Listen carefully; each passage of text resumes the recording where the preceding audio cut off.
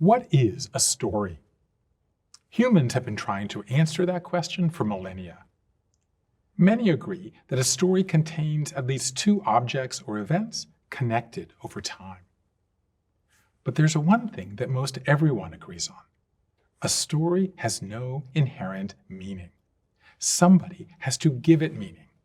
In the case of the story of your life, that someone is you. If we go back 200 years, most of the ways humans gave themselves meaning were fixed. People tended to do what their parents wanted them to do, believe what their parents wanted them to believe, love who their parents wanted them to love. Today, that dynamic has shifted. More of us can do what we want to do, believe what we want to believe, and love who we want to love. But as wonderful as this turnabout has been, it's also brought downsides. We get paralyzed by choice. We get writer's block trying to write the story of our lives. A big part of my work has been trying to understand how people navigate this abundance of choice. What I found is that we have three building blocks of identity.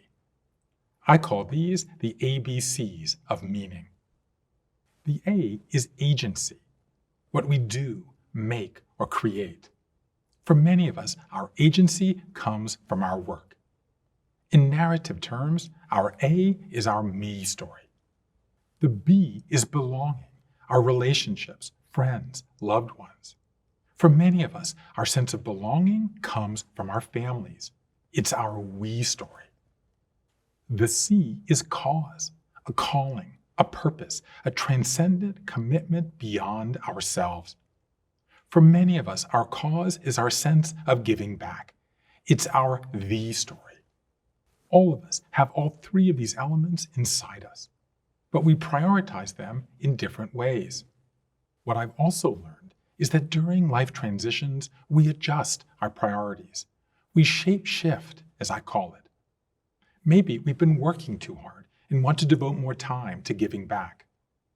Maybe we become run down from raising children or caring for aging relatives and want to do something for ourselves.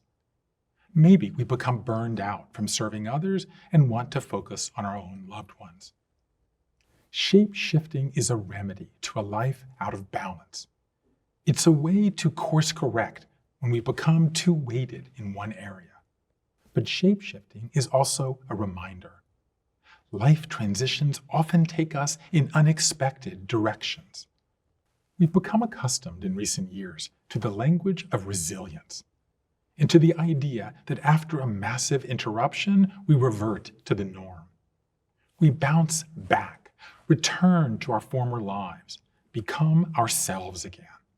All these expressions imply that after a big life disturbance, we eventually resort to the person we were before.